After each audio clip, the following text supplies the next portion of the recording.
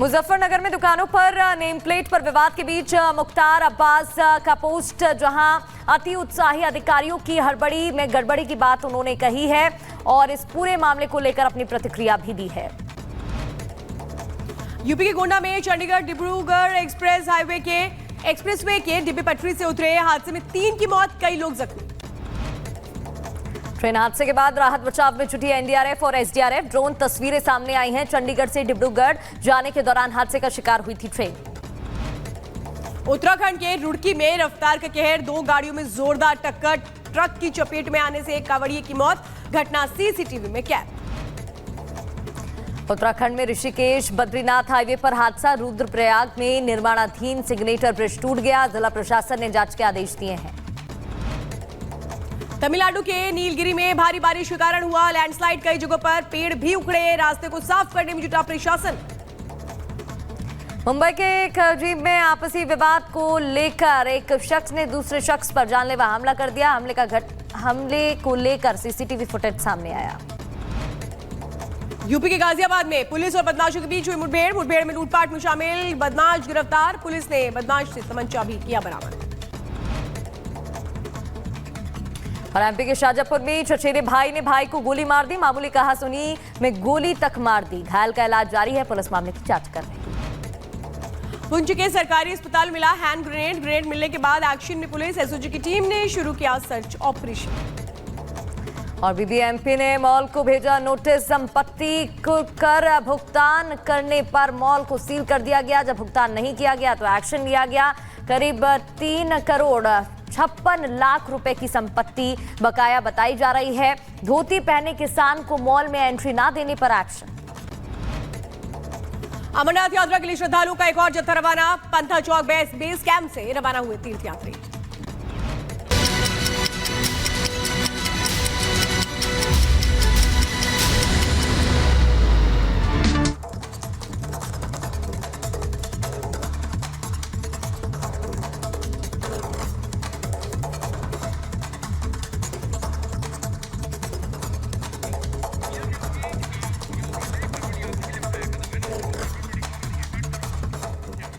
चलिए इसी बीच बड़ी खबर का रुख कर लेते हैं। उत्तर प्रदेश के मुख्यमंत्री योगी आदित्यनाथ ने एक बड़ा कदम उठाया है, क्योंकि देखिए कांवड़ यात्रा शुरू होने वाली है। इसे लेकर खुद हर व्यवस्था को लेकर जांच पड़ताल तो कर ही रहे हैं और साथ ही साथ देखिए अब नया आदेश जारी किया गया है और आदेश ये दिया गया है कि सभी दुकानों पर, यानी कि कांवड़ मार्ग पर दुकानों पर नाम लिखना अब अनिवार्य कर दिया गया है। इससे पहले आपको याद होगा मुजफ्फरनगर और साथ ही साथ सहारनपुर के प्रशासन की ओर से ये आदेश दिया गया था, लेकिन अब पूरे उत्तर प्रदेश में ये आदेश जारी कर दिया गया है। कांवड़ यात्रा वाले मार्ग पर दुकानों पर नाम लिखना अब अनिवार्य हो गया है और इसके पीछे का मकसद ये है कि दुकानदारों और कांवड़ियों के बीच में किसी भी तरीके से कोई विवाद ना हो, इसे लेकर ये आदेश। हालांकि आपको याद भी है कि किस तरीके से इस पूरे मामले को लेकर राजनीति भी हो रही है। लगातार जो विपक्षी दल है इसे लेकर बयानबाजी भी कर रहे हैं, लेकिन इसी बीच ये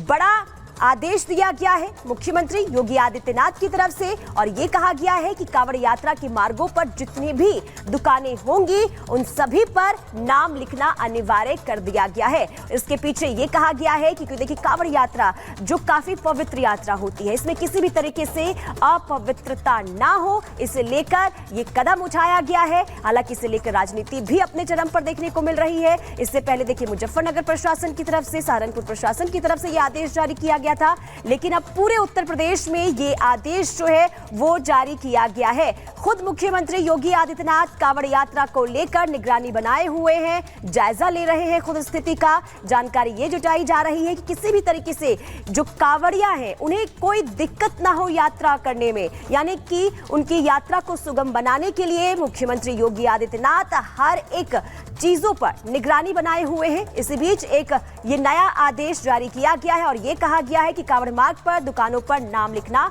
अब जरूरी होगा। और बढ़ते हैं अगली खबर की ओर। सिर तन से जुदा का नफरती नारा देने वाला गौहर चिश्ती बरी हो गया। क्यों बरी हो गया? क्योंकि जो पुलिस है वो पुख्ता सबूत नहीं दे पाई और इसलिए बरी कर दिया गया। लेकिन रिपब्लिक भारत के पास राजस्थान पुलिस की कारस्तानी के एक एक सबूत है और साथ ही साथ जो ये आदेश दिया गया इसमें क्या कुछ कहा गया है और कैसे जो पुलिस है उसने अगर एक्शन लिया होता, सही तरह से सबूत जुटाए होते, तो शायद ये मामला आज किसी और तरफ मोड़ ले रहा होता। एक रिपोर्ट आपको दिखाते हैं।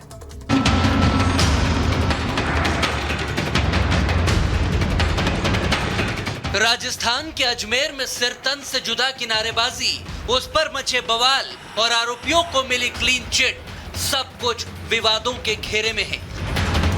लेकिन क्या गौहर चिश्ती और बाकी आरोपियों को बचाया गया है? क्या पुलिस ने जाने अनजाने कोई बड़ा खेल किया है? ये सब कुछ सवालों के घेरे में है, क्योंकि आरोपी बरी हो गए हैं, मगर कैसे? कोर्ट के आदेश से पता चलता है कि पुलिस की नाकामी ने ही इन आरोपियों को बचाया है। रिपब्लिक भारत के पास कोर्ट के आदेश की वो एक्सक्लूसिव कॉपी है, जिससे पता चलता है कि राजस्थान में जब कांग्रेस की गहलोत सरकार थी, 2 साल पहले उसी वक्त ये मामला हुआ, जांच हुई और अब फैसला आया। लेकिन जांच की खामियां ही आरोपियों के बचने की वजह बन गई। यह आरोप बीजेपी भी लगा रही है और अदालत का आदेश भी यही इशारा कर रहा है। कोर्ट ने फैसले में बताया कि रिपोर्ट देरी से दर्ज की गई।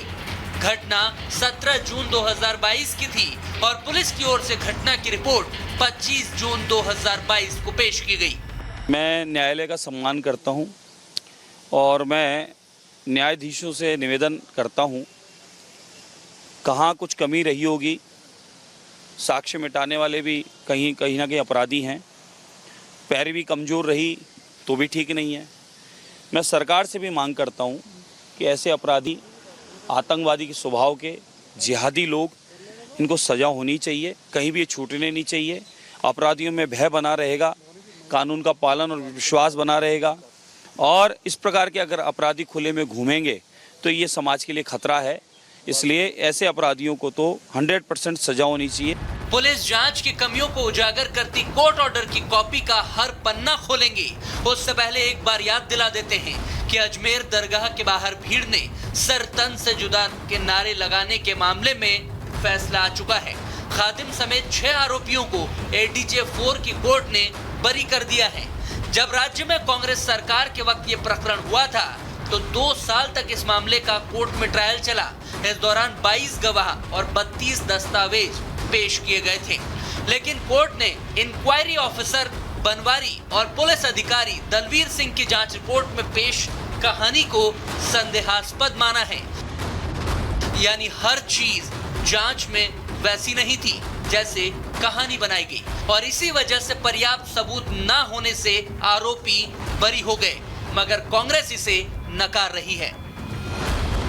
दावा चाहे जो हो, मगर आपको सिलसिलेवार तरीके से पुलिस की वो कमियां बता देते हैं जो कोर्ट के ऑर्डर में लिखी गई हैं। पुलिस के मुताबिक पुलिस ने घटना का जो वीडियो बताया गया था वो 8 दिनों तक मोबाइल अपने पास तो रखा, मगर पुलिस ने उस मोबाइल को जब्त ही नहीं किया।